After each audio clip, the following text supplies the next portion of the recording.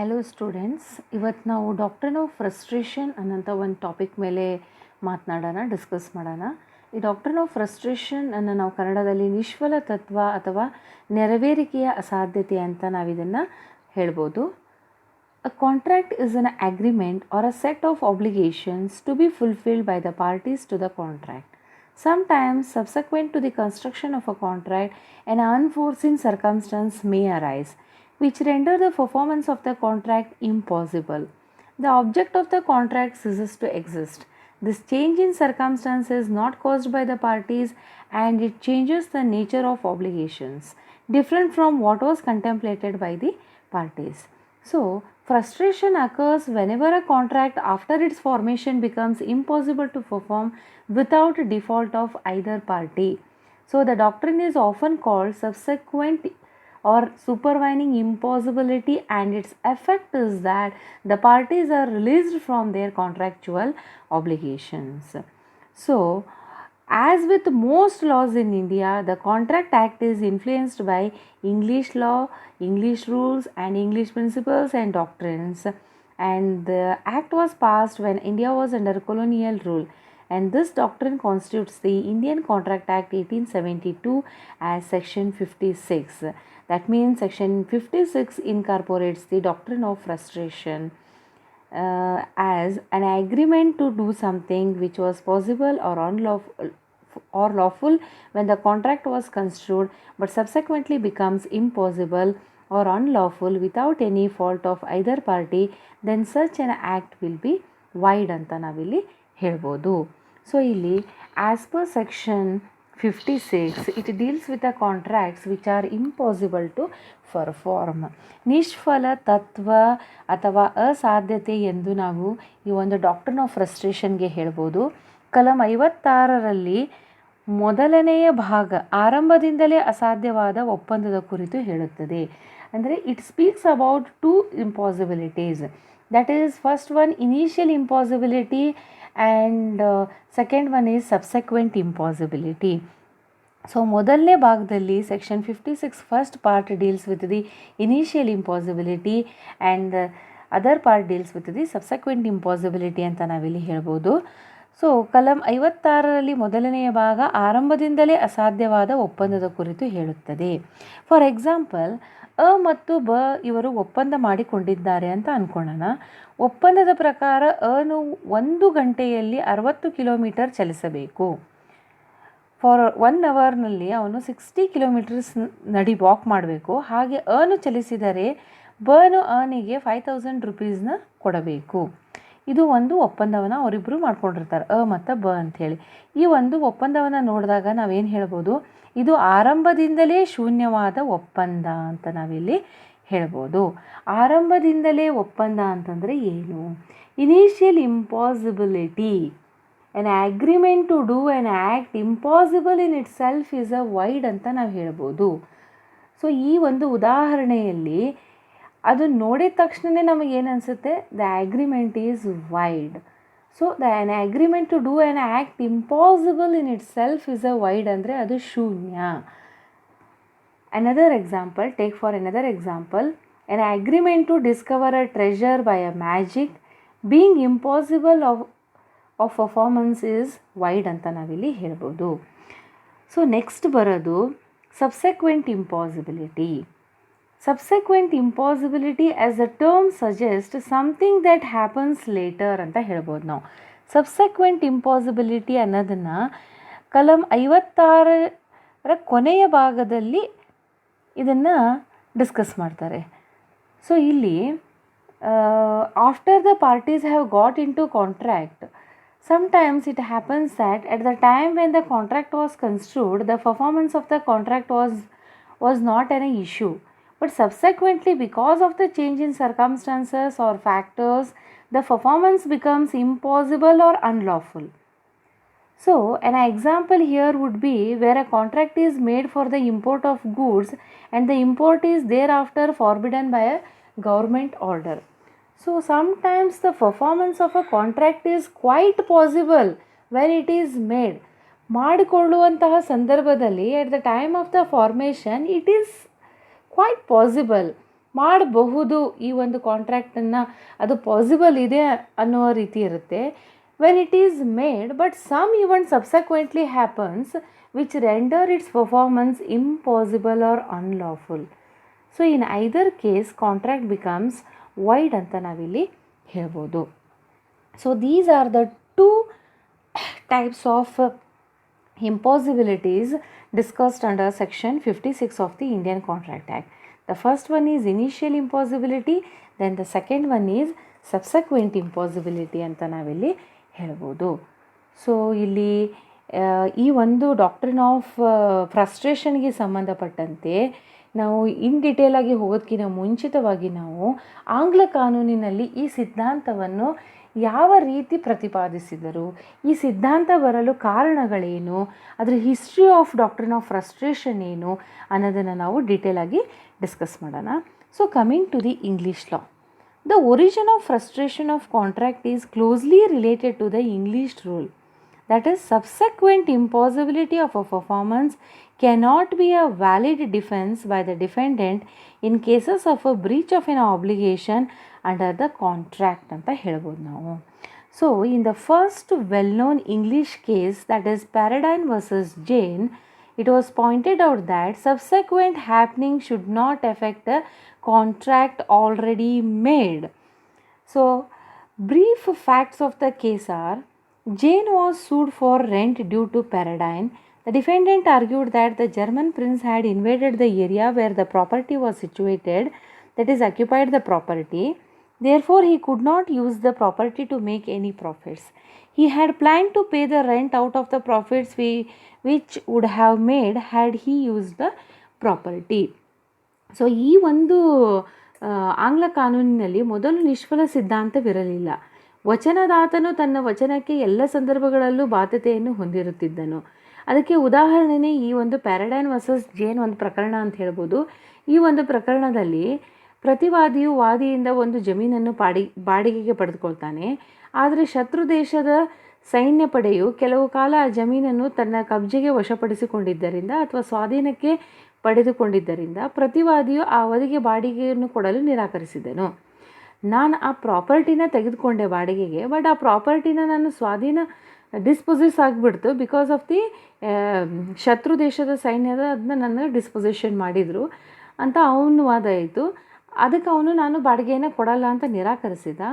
ಆದ್ದರಿಂದ ವಾದಿಯು ಬಾಡಿಗೆ ಪಡೆಯಲು ಏನು ಮಾಡ್ದ, ಪ್ರತಿವಾದಿಯ ವಿರುದ್ಧ ಮೊಕದ್ದಮೆಯನ್ನು ಹೂಡಿದನು. ನ್ಯಾಯಾಲಯವು ವಚನದಾತನು ತನ್ನ ವಚನದಿಂದ ವಿಮುಖನಾಗುವುದು ಸಾಧ್ಯವೇ ಇಲ್ಲ, ಅವನ ವಚನ ಅವನ ಮೇಲೆ ಬಂಧನಕಾರಿ, ಆತ ಬಾಡಿಗೆಯನ್ನು ಕೊಡಲೇಬೇಕು ಅಂತಂದು ತನ್ನ ಒಂದು ಡಿಸಿಷನ್ನ ಹೇಳ್ತು ಈ ಒಂದು ಪ್ರಕರಣದಲ್ಲಿ. ಅಂದರೆ ಒಪ್ಪಂದದ ವಿಷಯ ವಸ್ತು ಅದು ಅಗ್ನಿಗೆ ಆಹುತಿಯಾದರೂ ಸರಿ, ಜಲಪ್ರಳಯದಲ್ಲಿ ಕೊಚ್ಚಿ ಹೋದರೂ ಸರಿ, ವಚನದಾತನ ವಚನ ಮಾತ್ರ ಬಂಧನಕಾರಿ. ವಚನ ಕೊಟ್ಟರೆ ಯಾವ ಕಾಲಕ್ಕೂ ಸಹ ಯಾವ ಸಂದರ್ಭಕ್ಕೂ ಸಹ ವಚನವನ್ನು ಪಾಲಿಸಲೇಬೇಕು, ಇಲ್ಲವಾದರೆ ಅದಕ್ಕೆ ಒಡಂಬಡಿಕೆ ಉಲ್ಲಂಘನೆ ಎಂದು ಪರಿಗಣಿಸಲಾಗುವುದು. ಅದು ಯಾವುದೇ ರೀತಿ ಇರಲಿ, ಯಾವುದೇ ಸಿಚುವೇಶನ್ ಇರಲಿ, performance of the contract is necessary. ಅದು ಆಗಲಿಲ್ಲ ಪರ್ಫಾರ್ಮೆನ್ಸ್ ಅನ್ನೋಂಥ ಸಂದರ್ಭದಲ್ಲಿ ಅದನ್ನು ನಾವೇನಂತ ಕರಿಬೋದು, ಒಡಂಬಡಿಕೆ ಉಲ್ಲಂಘನೆ ಎಂದು ಪರಿಗಣಿಸಲಾಗುವುದು. ಅಂದರೆ ಅರ್ಲಿ ಇಂಗ್ಲೀಷ್ ಲಾದೊಳಗೆ ಇದ್ದಂಥ ಒಂದು ಸ್ಥಿತಿ ಇದು. ಈ ಒಂದು ಆಂಗ್ಲ ಕಾನೂನಿನಲ್ಲಿ ನಿಷ್ಫಲ ಸಿದ್ಧಾಂತ ಅನ್ನೋ ಒಂದು ತತ್ವನೇ ಇರಲಿಲ್ಲ. ಅದಕ್ಕೆ ಉದಾಹರಣೆ ಅಂತಂದರೆ ಈಗೇನು ನಾವು ಡಿಸ್ಕಸ್ ಮಾಡಿದ್ವಲ್ಲ, ಜೇನ್ ವರ್ಸಸ್ ಪ್ಯಾರಡೈನ್ ಪ್ರಕರಣನೇ ಅಂತ ನಾವಿಲ್ಲಿ ಹೇಳ್ಬೋದು. ಸೊ ಮುಂದೆ ಏನಾಯಿತು, the doctrine of frustration was evolved as a response to the aforementioned doctrine. There were cases where the contract could not be performed through no fault of the defendant, and the rigidity of the English rule was found to be unreasonable, unfair. Hence, an exception to this rule was necessary. The doctrine of frustration was incorporated in the contract law as a remedy to the above situation ಅಂತ ನಾವಿಲ್ಲಿ ಹೇಳ್ಬೋದು. ಅಂದರೆ ನ್ಯಾಯಾಲಯದ ಈ ನಿರ್ಣಯ, ಆ ಒಂದು ಜೇನ್ ಅನ್ನೋಂಥ ಪ್ರಕರಣದಲ್ಲಿ ನೀಡಿದಂಥ ನ್ಯಾಯಾಲಯದ ನಿರ್ಣಯ ಪಕ್ಷಗಳಿಗೆ ಅಂದರೆ ಪಾರ್ಟೀಸ್ಗೆ ಅನಾನುಕೂಲವಾಗುತ್ತಾ ಬಂದಿತು. ಒಪ್ಪಂದ ಮಾಡಿಕೊಳ್ಳುವವರು ಭಯಭೀತರಾದರು. ಈ ಥರ ನಮ್ಮದೇನೋ ಫಾಲ್ಟ್ ಇಲ್ಲದೇ ಡ್ಯೂ ಟು ಸಮ್ ಇಂಪಾಸಿಬಲ್ ಸರ್ಕಮ್ಸ್ಟೆನ್ಸಸ್ಸು ಏನೋ ಒಂದು ಹ್ಯಾಪ್ನಿಂಗ್ ಆಗಿ ನಮಗದನ್ನು ಆಗದೇ ಇದ್ದಂಥ ಸಂದರ್ಭದಲ್ಲಿ ನಾವು ಏನು ಮಾಡೋದು, ರಿಸ್ಕ್ ತೊಗೊಳ್ಳೋದು ಹೇಗೆ ಅನ್ನೋಂಥ ಒಂದು ಭಯಭೀತರಾದರು. ಸೊ ಈ ತೊಂದರೆಯನ್ನು ನಿವಾರಿಸಲು ನ್ಯಾಯಾಲಯವು ನಿಷ್ಫಲ ಸಿದ್ಧಾಂತವನ್ನು ಸೃಷ್ಟಿಸಿ ನ್ಯಾಯವನ್ನು ಒದಗಿಸಬೇಕಾಯಿತು.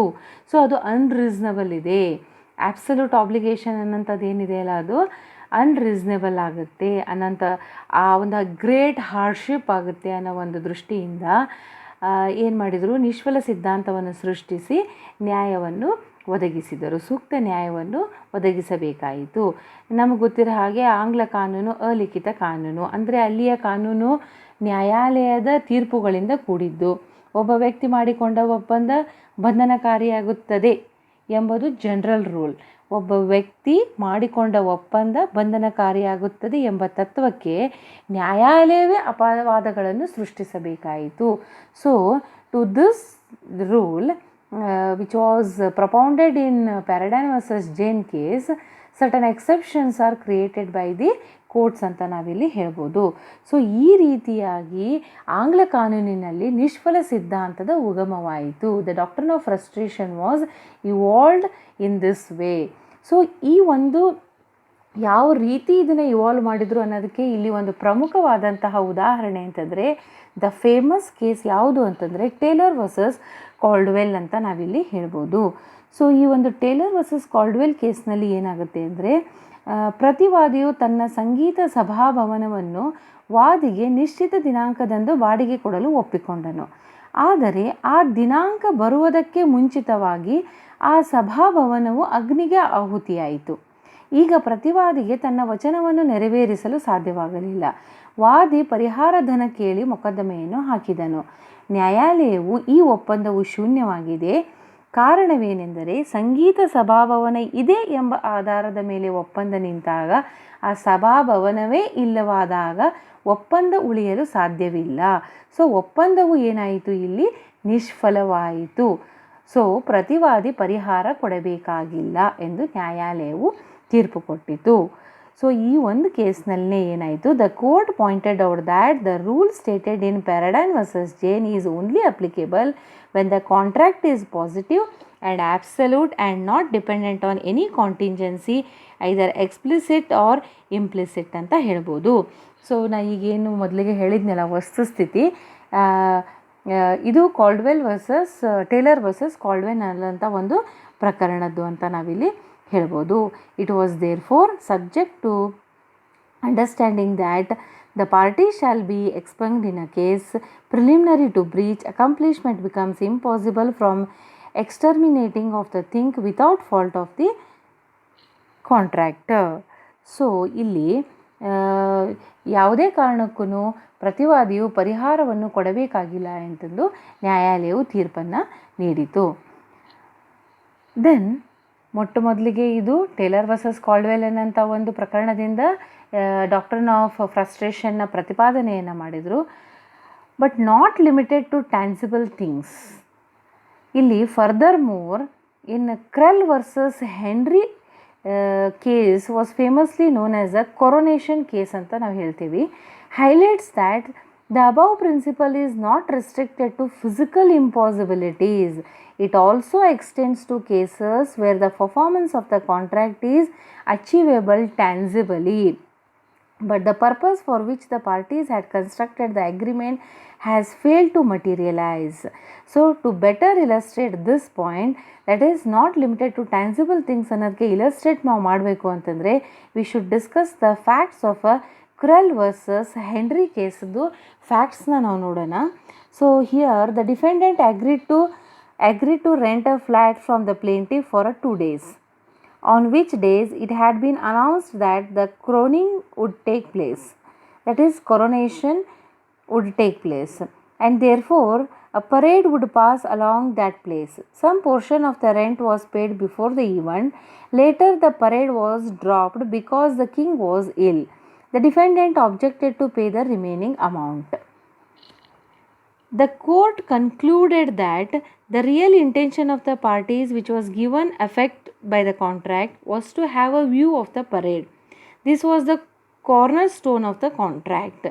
With the coronation process not taking place on the given date, the object of the contract was. So ಈ ಒಂದು ಕ್ರೆಲ್ ಪ್ರಕರಣದಲ್ಲಿ ಏನಾಗುತ್ತೆ ಅಂತಂದರೆ, ಪ್ರತಿವಾದಿಯು ರಾಜಕುಮಾರನ ಪಟ್ಟಾಭಿಷೇಕದ ಮೆರವಣಿಗೆ ನೋಡಲು ಮೆರವಣಿಗೆ ಹಾಯ್ದು ಹೋಗುವ ಬೀದಿಯಲ್ಲಿದ್ದ ವಾದಿಯ ಕೊಠಡಿಯನ್ನು ಬಾಡಿಗೆ ಪಡೆಯಲು ಒಂದು ಕರಾರನ್ನು ಮಾಡಿಕೊಂಡನು. ರಾಜಕುಮಾರನ ಅನಾರೋಗ್ಯದಿಂದಾಗಿ ಆ ಮೆರವಣಿಗೆ ರದ್ದಾಯಿತು. ವಾದಿಯು ಬಾಡಿಗೆ ವಸೂಲಿಗೆ ಪ್ರತಿವಾದಿಯ ವಿರುದ್ಧ ಮೊಕದ್ದಮೆಯನ್ನು ಹಾಕಿದನು. ನಿಷ್ಫಲ ತತ್ವದ ಅನ್ವಯ ಈ ಒಡಂಬಡಿಕೆ ಶೂನ್ಯವಾಗುತ್ತದೆ. ಆದ್ದರಿಂದ ಬಾಡಿಗೆ ಕೊಡಬೇಕಾಗಿಲ್ಲ ಎಂದು ನ್ಯಾಯಾಲಯವು ತೀರ್ಪನ್ನು ನೀಡಿತು. So as a result, the plaintiff was not qualified to recover the balance of the rent. It is a perfect example of the court not restricting itself to the physical impossibilities ಅಂತ ನಾವಿಲ್ಲಿ ಹೇಳ್ಬೋದು. Then coming to the specific grounds of frustration. ಯಾವ ಒಂದು ನಿರ್ದಿಷ್ಟವಾದಂಥ ಆಧಾರದ ಮೇಲೆ ನಾವು ನಿಷ್ಫಲ ತತ್ವವನ್ನು apply ಮಾಡ್ಬೋದು ಅಂತಂದರೆ, specific grounds of frustration. There are around 6 specific grounds of frustration. So each one we will discuss in detail. First ಮೊದಲನೇದು ಬರೋದು destruction of a subject matter ಅಂತ ಹೇಳ್ಬೋದು. ಸೊ ಇಲ್ಲಿ ಮೂಲವಾಗಿ ಭೌತಿಕ ನಿರ್ವಹಣೆಯ ಅಸಾಧ್ಯತೆ ಇಲ್ಲವೇ ಉದ್ದೇಶ ವಿಫಲವಾಗುವಿಕೆ ಇಲ್ಲವೇ ಉದ್ದೇಶ ಕಾನೂನು ಬಾಹಿರವಾದಾಗ ಒಡಂಬಡಿಕೆ ನಿಷ್ಫಲವಾಗುತ್ತದೆ ಅಂತ ಹೇಳ್ಬೋದು. ಸೊ ಕೆಲವು ವಿವಿಧ ಸಂದರ್ಭ ಅಥವಾ ಆಧಾರಗಳಲ್ಲಿ ಇದನ್ನು ನಾವು ಕಾಣ್ಬೋದು. ಮೊದಲನೇದಾಗಿ ವಿಷಯ ವಸ್ತು ನಾಶವಾದಾಗ destruction of the subject matter ಅಂತ ಹೇಳ್ಬೋದು. So the doctrine applies where the actual and specific subject matter of the contract has cease to exist. Taylor versus Caldwell as discussed previously is a good example. Already ನಾವು ಈ ಒಂದು ಪ್ರಕರಣನ ನೋಡಿದ್ದೀವಿ. So it was a very good example ಅಂತ ಹೇಳ್ಬೋದು ನಾವು ಈ ಒಂದು ಡಿಸ್ಟ್ರಕ್ಷನ್ ಆಫ್ ಸಬ್ಜೆಕ್ಟ್ ಮ್ಯಾಟರ್ಗೆ. ಸೊ ಪ್ರತಿಯೊಂದು ಒಡಂಬಡಿಕೆಗೆ ಒಂದು ವಿಷಯ ವಸ್ತು ಇದ್ದೇ ಇರುತ್ತದೆ, ಅದು ನಮ್ಗೆ ಗೊತ್ತಿರೋಂಥ ವಿಚಾರ. ಸೊ ಆ ವಿಷಯ ವಸ್ತು ಇದೆ ಎಂಬ ಕಾರಣಕ್ಕಾಗಿಯೇ ಆ ಒಂದು ಕರಾರು ಆಗಿರುತ್ತದೆ. ಉದಾಹರಣೆಗೆ, ಅನು ಬನಿಗೆ ತನ್ನ ಕಾರನ್ನು ಮಾರಲು ಒಪ್ಪಂದ ಮಾಡಿಕೊಂಡಿದ್ದಾನೆ. ಕಾರು ಒಪ್ಪಂದದ ಒಂದು ವಿಷಯ ವಸ್ತು ಅಂತ ತಿಳ್ಕೊಳ್ಳೋಣ. ಒಂದು ವೇಳೆ ಆ ಕಾರು ಒಪ್ಪಂದದ ನೆರವೇರಿಕೆಗೆ ಮೊದಲೇ ಸುಟ್ಟು ಹೋಗಿಬಿಟ್ಟರೆ ಒಪ್ಪಂದ ಏನಾಗುತ್ತದೆ, ಇಲ್ಲಿ ಶೂನ್ಯವಾಗುತ್ತದೆ. ಸೊ ವಿಷಯ ವಸ್ತು ಕಾರು, ಆ ಕಾರೇ ಇಲ್ಲದಾಗ ಆ ಒಂದು ಕಾಂಟ್ರ್ಯಾಕ್ಟು ಮುಂದುವರಿಯಲು ಸಾಧ್ಯನೇ ಇಲ್ಲ. So because of destruction of a subject matter ಏನಾಯಿತು, ಆ ಒಂದು ಒಪ್ಪಂದ ಶೂನ್ಯವಾಯಿತು ಅಂತ ನಾವಿಲ್ಲಿ ಹೇಳ್ಬೋದು. ಸೊ ಇದಕ್ಕೆ ಸಂಬಂಧಪಟ್ಟಂಗೆ ಇನ್ನೊಂದು ಇಂಪಾರ್ಟೆಂಟ್ ಕೇಸ್ನ ನಾವಿಲ್ಲಿ ಡಿಸ್ಕಸ್ ಮಾಡ್ಬೋದು. ಹವೆಲ್ ವರ್ಸಸ್ ಕೂಪ್ಲ್ಯಾಂಡ್ ಅನ್ನೋಂಥ ಒಂದು ಪ್ರಕರಣ, ಈ ಡಿಸ್ಟ್ರಕ್ಷನ್ ಆಫ್ ಸಬ್ಜೆಕ್ಟ್ ಮ್ಯಾಟ್ರಿಗೆ ಸಂಬಂಧಪಟ್ಟಂತೆ. ಈ ಒಂದು ಪ್ರಕರಣದಲ್ಲಿ ಪ್ರತಿವಾದಿಯು ಒಬ್ಬ ರೈತ, ಫಾರ್ಮರ್. ಅವನು ತನ್ನ ಜಮೀನಿನಲ್ಲಿ ಬೆಳೆಯುವ ಆಲೂಗಡ್ಡೆಗಳನ್ನು ವಾದಿಗೆ ಮಾರಲು ಒಪ್ಪಿಕೊಂಡನು. ಅದರಂತೆ ಆಲೂಗಡ್ಡೆಯನ್ನು ಸಹ ಅವನು ಬೆಳೆದನು. ಆದರೆ ರೋಗದಿಂದಾಗಿ ಎಲ್ಲ ಬೆಳೆಯು ನಾಶವಾಯಿತು. ಆಲೂಗಡ್ಡೆಗಳನ್ನು ವಾದಿಗೆ ಮಾರಲು ಸಾಧ್ಯವಾಗಲಿಲ್ಲ. ಈಗ ವಾದಿಯು ಪ್ರತಿವಾದಿಯ ವಿರುದ್ಧ ಮೊಕದ್ದಮೆ ಹೂಡಿ ಒಪ್ಪಂದದ ಉಲ್ಲಂಘನೆಗೆ ಪರಿಹಾರವನ್ನು ಕೇಳುತ್ತಾನೆ. ಇಲ್ಲಿ ನ್ಯಾಯಾಲಯವು ಈ ಒಪ್ಪಂದ ಶೂನ್ಯವಾಗಿದೆ ಎಂದು ತಿಳಿಸಿತು. ಸೊ ಯಾವ ಒಂದು ಆಧಾರದ ಮೇಲೆ ಆ ಒಪ್ಪಂದ ಶೂನ್ಯ ಅಂತ ಹೇಳ್ತು ನ್ಯಾಯಾಲಯ ಅಂತಂದರೆ, ಇಲ್ಲಿ ಒಪ್ಪಂದ ನಿಷ್ಫಲವಾಗಿದೆ. ಕಾರಣ ವಿಷಯ ವಸ್ತುವಾದ ಆಲೂಗಡ್ಡೆಯು ರೋಗ ಬಂದು ಎಲ್ಲ ಬೆಳೆಯು ನಾಶವಾಗಿದ್ದರಿಂದ ಅಲ್ಲಿ ಏನಾಯಿತು, ವಿಷಯ ವಸ್ತು ನಾಶವಾಯಿತು. ಕಾರಣ ಒಪ್ಪಂದದ ಉಲ್ಲಂಘನೆಗೆ ಪರಿಹಾರವನ್ನು ಕೇಳಲು ಬರುವುದಿಲ್ಲ ಅಂಥೇಳಿ ಇಲ್ಲಿ ಒಂದು ನಿರ್ಣಯವನ್ನು ನೀಡಿದರು. ಅದೇ ರೀತಿಯಾಗಿ ಇನ್ನೊಂದು ನಮ್ಮ ಇಂಡಿಯನ್ ಕೇಸಸ್ ನಾವು ನೋಡಬೇಕು ಅಂತಂದರೆ, VL nurse versus PSV Iyer ಅನ್ನೋಂಥ ಒಂದು ಪ್ರಕರಣನ ನಾವು ನೋಡ್ಬೋದು. ಇಲ್ಲಿ ಪ್ರತಿವಾದಿಯು ಒಂದು ಚಲನಚಿತ್ರ ಮಂದಿರದ ಮಾಲೀಕನಾಗಿದ್ದು, ವಾದಿಯ ಚಿತ್ರವನ್ನು ನಿಗದಿತ ದಿನಾಂಕದಂದು ತನ್ನ ಚಿತ್ರಮಂದಿರದಲ್ಲಿ ಪ್ರದರ್ಶಿಸುವುದಾಗಿ ಒಡಂಬಡಿಕೆ ಮಾಡಿಕೊಂಡಿದ್ದನು. ಆದರೆ ಆ ದಿನಾಂಕದೊಳಗಾಗಿ ಚಿತ್ರಮಂದಿರದ ಗೋಡೆಯು ಅತಿವೃಷ್ಟಿಯಲ್ಲಿ ಕುಸಿದು ಬಿದ್ದಿತು. ಕಾರಣ 3 ಜನ ಸತ್ತು ಹೋದರು. ನೆಕ್ಸ್ಟು ಜಿಲ್ಲಾಧಿಕಾರಿಯು ಚಿತ್ರಮಂದಿರದ ಲೈಸೆನ್ಸನ್ನು ತಾತ್ಕಾಲಿಕವಾಗಿ ರದ್ದು ಮಾಡಿದನು. ಆದ್ದರಿಂದ ಪ್ರತಿವಾದಿಯು ವಾದಿಯ ಚಿತ್ರವನ್ನು ಆ ನಿಗದಿತ ದಿನಾಂಕದಂದು ಅದನ್ನು ಅವನು ಪ್ರದರ್ಶನ ಮಾಡೋಕ್ಕೆ ಸಾಧ್ಯ ಆಗಲಿಲ್ಲ. ಅವನು ಯಾಕೆ ಪ್ರದರ್ಶನ ಮಾಡೋಕ್ಕೆ ಸಾಧ್ಯ ಆಗಲಿಲ್ಲ, ಕಾರಣ ಏನು ಅಂತಂದರೆ ಲೈಸೆನ್ಸನ್ನು ತಾತ್ಕಾಲಿಕವಾಗಿ ರದ್ದು ಮಾಡಿದ್ದರು. ವಾದಿ ಒಡಂಬಡಿಕೆ ಉಲ್ಲಂಘನೆಗಾಗಿ ಪ್ರತಿವಾದಿಯ ವಿರುದ್ಧ ಮೊಕದ್ದಮೆಯನ್ನು ಹೂಡಿದನು, ದಾವೆಯನ್ನು ಹಾಕಿದನು. ಬಟ್ ಇಲ್ಲಿ ನ್ಯಾಯಾಲಯ ಕೊಟ್ಟಂಥ ಡಿಸಿಷನ್ ಏನು ಅಂತಂದರೆ, ಒಡಂಬಡಿಕೆಗೆ ನಿಷ್ಫಲ ತತ್ವವನ್ನು ಅನ್ವಯಿಸಿ ಒಡಂಬಡಿಕೆ ಶೂನ್ಯವಾಗಿದೆ ಎಂದು ಘೋಷಿಸಿತು ಮತ್ತು ಪರಿಹಾರವನ್ನು ವಾದಿಗೆ ದಯಪಾಲಿಸಲಿಲ್ಲ. ಸೊ ಈ ಒಂದು 3 ಪ್ರಕರಣ ಇಂಪಾರ್ಟೆಂಟ್ ಕೇಸಸ್ ಅಂತ ನಾವು ಹೇಳ್ಬೋದು ವಿಷಯ ವಸ್ತು ನಾಶವಾದಾಗ. ಮೊದಲನೇದು ಆಲ್ರೆಡಿ ಡಿಸ್ಕಸ್ ಮಾಡಿದ್ದು ಟೇಲರ್ ವರ್ಸಸ್ ಕಾಲ್ಡ್ವೆಲ್ ಕೇಸ್ ಇರ್ಬೋದು, ಹೋವೆಲ್ ವರ್ಸಸ್ ಕೂಪ್ಲ್ಯಾಂಡ್ ಪ್ರಕರಣನೂ important.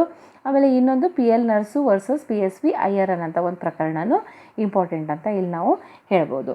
Then coming to the second specific ground of frustration, that is change of circumstances. Change of circumstances ಅಂತಂದರೆ ಪರಿಸ್ಥಿತಿಯಲ್ಲಿ ಆದಂತಹ ಬದಲಾವಣೆಗಳು.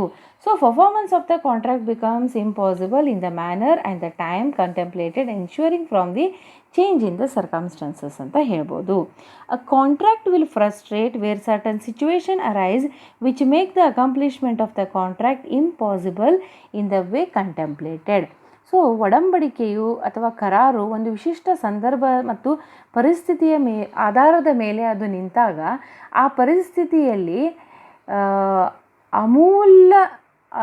ಅಮೂಲಾಗ್ರ ಅಥವಾ ರ್ಯಾಡಿಕಲ್ ಬದಲಾವಣೆ ಅಥವಾ ಚೇಂಜಸ್ ಆದಂಥ ಸಂದರ್ಭದಲ್ಲಿ ಒಡಂಬಡಿಕೆ ಏನಾಗುತ್ತದೆ, ನಿಷ್ಫಲವಾಗುತ್ತದೆ.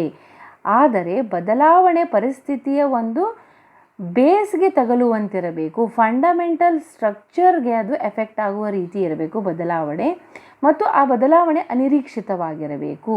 ಸೊ ನಿರೀಕ್ಷಿತ ಬದಲಾವಣೆಯಾದಾಗ ಒಡಂಬಡಿಕೆ ನಿಷ್ಫಲವಾಗಲಾರದು. ಈ ಥರ ಬದಲಾವಣೆ ಆಗತ್ತೆ ಅಂತ ಇಬ್ಬರು ಪಾರ್ಟೀಸ್ಗೆ ಗೊತ್ತಿತ್ತು, ಅದು ನಿಷ್ಫಲ ತತ್ವ ಆಧಾರದ ಮೇಲೆ ಅದನ್ನು ಶೂನ್ಯಗೊಳಿಸಲು ಬರೋದಿಲ್ಲ. ಸೊ ಇಲ್ಲಿ ಏನಿರಬೇಕು, ಆ ಚೇಂಜ್ ಇನ್ ದ ಸರ್ಕಮ್ಸ್ಟಾನ್ಸಸ್ ಫಂಡಮೆಂಟಲ್ಸ್ನ ಡಿಸ್ಟರ್ಬ್ ಮಾಡೋ ರೀತಿಯಲ್ಲಿರಬೇಕು. ಆ ಬದಲಾವಣೆ ಅನಿರೀಕ್ಷಿತವಾಗಿರಬೇಕು. ಆ ಬದಲಾವಣೆ ಯಾವುದೇ ಪಕ್ಷದ ತಪ್ಪಿನಿಂದ ಆಗಿರಬಾರದು. ಅಂಥ ಸಂದರ್ಭದಲ್ಲಿ ನಿಷ್ಫಲ ತತ್ವದ ಆಧಾರದ ಮೇಲೆ ಏನು ಮಾಡ್ಬೋದು, ಆ ಒಂದು ಒಡಂಬಡಿಕೆ ಅಥವಾ ಒಪ್ಪಂದವನ್ನು ನಾವು ಶೂನ್ಯ ಅಂತಂದು ಹೇಳಬಹುದು. ನೆಕ್ಸ್ಟ್ ಬರೋದು ನಾನ್ ಅಕರೆನ್ಸ್ ಆಫ್ ಅ ಕಂಟೆಂಪ್ಲೇಟೆಡ್ ಈವೆಂಟ್. ಅಪೇಕ್ಷಿತ ಘಟನೆ ಘಟಿಸದೇ ಇದ್ದಾಗ. ಸೊ ಇಲ್ಲಿ there are times when the performance of a contract is entirely possible, but only if a specific event occurs, which if it does not affect the core objective of the contract, it makes the purpose of the contract unattainable. So the coronation case is the best example here. That is Krell versus Henry is the best example, and this has been discussed earlier in the presentation. Already we discussed that case. So ಇಲ್ಲಿ ಒಂದು ಒಡಂಬಡಿಕೆಯು ಒಂದು ಸಂಭವನೀಯ ಘಟನೆಯ ಮೇಲೆ ನಿಂತಾಗ, ಆ ಘಟನೆಯು ಅಸಂಭವವಾದಾಗ ಒಡಂಬಡಿಕೆಯು ನಿಷ್ಫಲ ತತ್ವದ ಅನ್ವಯ ಶೂನ್ಯವಾಗುತ್ತದೆ ಅಂತ ನಾವಿಲ್ಲಿ ಹೇಳ್ಬೋದು. ಇನ್ನೊಂದು ಉದಾಹರಣೆನ ನಾವಿಲ್ಲಿ ಡಿಸ್ಕಸ್ ಮಾಡಬೇಕು ಅಂತಂದರೆ, ಫಾರ್ ಎಕ್ಸಾಂಪಲ್, ವಿಕ್ಟೋರಿಯಾ ಹಡಗು ಮುಂಬೈ ಬಂದರಿಗೆ ಮಾರ್ಚ್ 15ರೊಳಗೆ ಬಂದರೆ ಅವನು ಕೆಲವು ಸರಕುಗಳನ್ನು ಬರ್ನಿಗೆ ಮಾರುವುದಾಗಿ ಕರಾರನ್ನು ಮಾಡಿಕೊಳ್ಳುತ್ತಾನೆ. ಆ ಒಂದು ಶಿಪ್ಪು ಮಾರ್ಚ್ 1ಕ್ಕೆ ಸಮುದ್ರದಲ್ಲಿ ಮುಳುಗಿ ಹೋಯಿತು. ಮಾರ್ಚ್ 15ಕ್ಕೆ ಮುಂಬೈ ಬಂದರು ಮುಟ್ಟೋದು ಅಸಾಧ್ಯವಾಯಿತು. ಹಡಗೇ ಮುಳುಗಿ ಹೋಯಿತು ಅಂತಂದಾಗ ಅದು ಬಂದು ಮುಂಬೈ ಬಂದರಕ್ಕೆ ಮುಟ್ಟೋದು ಅಸಾಧ್ಯವಾಯಿತು. ಸೊ ಒಪ್ಪಂದ ನಿಷ್ಫಲ ತತ್ವದ ಅನ್ವಯ ಶೂನ್ಯವಾಗುತ್ತದೆ ಅಂತ ನಾವಿಲ್ಲಿ ಹೇಳ್ಬೋದು. ನೆಕ್ಸ್ಟ್ ಬರೋದು death or a incapacity of a party to the contract. ಒಡಂಬಡಿಕೆಯ ವಚನದಾತನ ಮೃತ್ಯು ಅಥವಾ ನಿಶಕ್ತತೆ ಅಂತ ನಾವಿಲ್ಲಿ ಹೇಳ್ಬೋದು. ವಚನದಾತ ಮೃತನಾದರೆ ಸಾಮಾನ್ಯವಾಗಿ ಆ ವಚನ ಅವನ ವಾರಸುದಾರನ ಹೊಣೆಗಾರಿಕೆಯಾಗುತ್ತದೆ. ಆದರೆ ಆ ವಚನವು ವೈಯಕ್ತಿಕವಾಗಿದ್ದಾಗ ಅಥವಾ ವೈಯಕ್ತಿಕ ಕೌಶಲ್ಯ ಕಲೆಯ ಮೇಲೆ ನಿಂತಾಗ ವಚನದಾತ ಸಾವಿಗೀಡಾದರೆ ಅಥವಾ ನಿಭಾಯಿಸಲು ನಿಶಕ್ತನಾದರೆ ಒಡಂಬಡಿಕೆ ನಿಷ್ಫಲ ತತ್ವದ ಅನ್ವಯ ಏನಾಗುತ್ತದೆ, ಶೂನ್ಯವಾಗುತ್ತದೆ. So a party to a contract is exempted from the obligation if it is contingent upon the survival of a given person if that person dies. So the essence of these type of cases that it requires individual to use his particular skill. In this case, the promisor, his death or incapacity puts an end to the contract ಅಂತ ಹೇಳ್ಬೋದು. For example, a contract between a painter and the person to draw his picture on a particular date. The painter dies before that date, hence the parties are automatically discharged ಅಂತ ನಾವಿಲ್ಲಿ ಹೇಳ್ಬೋದು. Next ಬರೋದು fifth one government or legislative intervention, ಸರಕಾರ ಅಥವಾ ಶಾಸಕಾಂಗದ ಹಸ್ತಕ್ಷೇಪ. So contract will be dissolved when by the operation of legislative or administrative action which strikes the objective or purpose of contract, thereby changing the fundamental nature of the contract. So ಸರಕಾರದ ಹೊಸ ಕಾನೂನಿನಿಂದ ಈಗಿದ್ದ ಒಡಂಬಡಿಕೆಯು ಕಾನೂನು ಬಾಹಿರವಾಗಬಹುದು ಅಥವಾ ಕಾರ್ಯಾಂಗದ ಹಸ್ತಕ್ಷೇಪದಿಂದ ಒಡಂಬಡಿಕೆಯ ನಿರ್ವಹಣೆ ಅಸಾಧ್ಯವಾಗಬಹುದು. So ಇದಕ್ಕೆ ಸಂಬಂಧಪಟ್ಟಂಗೆ ನಾವು ಒಂದು ಪ್ರಕರಣನ ನೋಡ್ಬೋದು. Metropolitan Water Board versus Dick Kerr and company limited ಅನ್ನೋಂಥ ಪ್ರಕರಣದಲ್ಲಿ ಒಂದು ನಿರ್ದಿಷ್ಟ ಸ್ಥಳದಲ್ಲಿ ಪ್ರತಿವಾದಿಯು 6 ತಿಂಗಳಲ್ಲಿ ನೀರಿನ ಟ್ಯಾಂಕನ್ನು ಕಟ್ಟಿಕೊಡುವುದಾಗಿ ವಾದಿಗೆ ವಚನವನ್ನು ಕೊಟ್ಟನು. ವಿದಿನ್ 6 months ನಾವು ಒಂದು ಟ್ಯಾಂಕ್ನ ನಿನಗೆ ಕಟ್ಟಿಕೊಡ್ತೀನಿ ಅಂತ ಮಾತು ಕೊಟ್ಟ. ಆದರೆ ಆ ಒಂದು ಪ್ಲೇಸ್ನ ಸೈನ್ಯವು ತೆಗೆದುಕೊಂಡಿತು. ಅಲ್ಲಿ ಪ್ರತಿವಾದಿಗೆ ಆ ಸಮಯದಲ್ಲಿ ನೀರಿನ ಟ್ಯಾಂಕು ಕಟ್ಟಲು ಸಾಧ್ಯವಾಗಲಿಲ್ಲ. ವಾದಿ ಮೊಕದ್ದಮೆ ಹೂಡಿದನು. ನ್ಯಾಯಾಲಯವು ಈ ಒಡಂಬಡಿಕೆ ಸರಕಾರಿ ಹಸ್ತಕ್ಷೇಪದಿಂದ ಶೂನ್ಯವಾಗಿದೆ ಎಂದು ತೀರ್ಮಾನಿಸಿತು. ಸೊ ಅಂದರೆ ಸರ್ಕಾರದ ಹೊಸ ಕಾನೂನಿನಿಂದ ಅಥವಾ ಕಾರ್ಯಾಂಗದ ಹಸ್ತಕ್ಷೇಪದಿಂದ ಒಡಂಬಡಿಕೆಯ ನಿರ್ವಹಣೆ ಅಸಾಧ್ಯವಾದಾಗೂ ನಾವು ಏನು ಮಾಡ್ಬೋದು, ನಿಷ್ಫಲ ತತ್ವವನ್ನು ಅಪ್ಲೈ ಮಾಡಿ ಒಡಂಬಡಿಕೆಯು ಶೂನ್ಯ ಅಂತಂದು ನಾವು ಇಲ್ಲಿ ಹೇಳ್ಬೋದು. ಕೊನೆಯದಾಗಿ ಇಂಟರ್ವೆನ್ಷನ್ ಆಫ್ ಅ ವಾರ್, ಯುದ್ಧದಿಂದ ನಿಷ್ಫಲ. ಸೊ 2 ರಾಷ್ಟ್ರಗಳ ಮಧ್ಯೆ ಯುದ್ಧ ಪ್ರಾರಂಭವಾದರೆ ಅದು ಹಲವಾರು ರೀತಿಯಿಂದ ಕರಾರನ್ನು ನಿಷ್ಫಲಗೊಳಿಸುತ್ತದೆ ಅಂತ ನಾವಿಲ್ಲಿ ಹೇಳ್ಬೋದು. ಸೊ ಯುದ್ಧದಿಂದ ನಿಷ್ಫಲವಾಗುವ ವಿಧಾನಗಳು ಯಾವುವು ಅಂತಂದರೆ, ಮೊದಲನೇದು ಸಾರ್ವಜನಿಕ ನೀತಿಗೆ ವಿರುದ್ಧವಾದದ್ದು.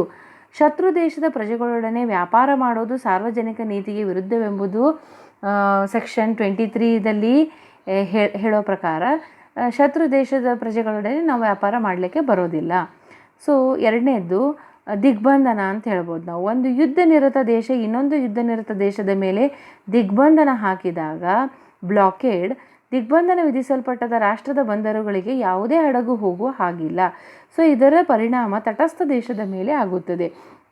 ಸೊ ಇನ್ ದೀಸ್ 2 ಸರ್ಕಮ್ಸ್ಟಾನ್ಸಸ್ ನಾವೇನು ಹೇಳ್ಬೋದು, ಫ್ರಸ್ಟ್ರೇಷನ್ ಡ್ಯೂ ಟು ವಾರ್ ಅಂತ ಹೇಳಿ ನಿಷ್ಫಲ ತತ್ವದ ಆಧಾರದ ಮೇಲೆ ಒಡಂಬಡಿಕೆಯನ್ನು ಶೂನ್ಯಗೊಳಿಸಬಹುದಾಗಿದೆ. So these are the 6 specific grounds of the frustration ಅಂತ ನಾವಿಲ್ಲಿ ಹೇಳ್ಬೋದು. Then coming to the effects of the frustration, ನಿಷ್ಫಲದ ಪರಿಣಾಮಗಳು ಏನೇನು. ಸೊ ಇಲ್ಲಿ ನಿಷ್ಫಲದ ಪರಿಣಾಮಗಳನ್ನು ನಾವು ಡಿಸ್ಕಸ್ ಮಾಡಿದರೆ, ಇದು ಆರಂಭದಿಂದ ಶೂನ್ಯವಲ್ಲ. ಯಾವಾಗ ಒಡಂಬಡಿಕೆಯಲ್ಲಿ ಅಸಾಧ್ಯತೆ ಬರುತ್ತದೆಯೋ ಆ ದಿನದಿಂದ ಒಡಂಬಡಿಕೆ ನಿಷ್ಫಲವಾಗಿ ಶೂನ್ಯವಾಗುತ್ತದೆ ಅಂತ ನಾವಿಲ್ಲಿ ಹೇಳ್ಬೋದು. ತನ್ನಿಂದ ತಾನೇ ಶೂನ್ಯ, ಒಡಂಬಡಿಕೆ ನೆರವೇರಿಕೆ ಒಂದು ಘಟನೆಯಿಂದ ಅಸಾಧ್ಯವಾದಾಗ ಅದು ತನ್ನಿಂದ ತಾನೇ ಶೂನ್ಯವಾಗುತ್ತದೆ. ಅಂದರೆ ಅದನ್ನು ಶೂನ್ಯವೆಂದು ಯಾರೂ ಘೋಷಿಸಬೇಕಾಗಿಲ್ಲ. ಆ ನೆರವೇರಿಕೆ ಅಸಾಧ್ಯ ಅಂತ ತಿಳಿದ ದಿನಾಂಕದಿಂದ ಅದು ತನ್ನಿಂದ ತಾನೇ ಏನಾಗುತ್ತೆ, ಇಲ್ಲಿ ಶೂನ್ಯ ಅಂತಂದು ಹೇಳ್ಬೋದು ನಾವು. ಬಟ್ ಇಲ್ಲಿ the frustration should not be caused because of any of the parties fault or action. ಇದು ಯಾವುದೇ ಕಾರಣಕ್ಕೂ ಪಕ್ಷಗಾರರ ಒಂದು ಫಾಲ್ಟ್ ಅಥವಾ ಆ್ಯಕ್ಷನ್ನಿಂದ ಆಗಿರಬಾರದು. So the legal effect does not depend on the parties intention or opinions or even knowledge as to the event. This is particularly true of a Indian law, as Section 56 of the Contract Act lays down a rule of positive law and does not leave the matter to be determined according to the intention of the parties ಅಂತ ನಾವಿಲ್ಲಿ ಹೇಳ್ಬೋದು. Then coming to the last aspect of this doctrine of frustration, the doctrine of frustration came into existence to deal with certain situations where through no fault of the parties the contract was frustrated. The law is dynamic and takes shape according to the needs of the society. Perhaps to an extent, doctrine of frustration brings clarity on the conflicting positions. So the paramountcy of a contract which supports the principle of absolute liability and the principle that a contract is discharged when the common object or assumption has been destroyed by the change of the circumstances. So ಇದಿಷ್ಟು ನಿಷ್ಫಲ ತತ್ವದ ಸಿದ್ಧಾಂತಕ್ಕೆ ಸಂಬಂಧಪಟ್ಟಿದ್ದು. Thank you.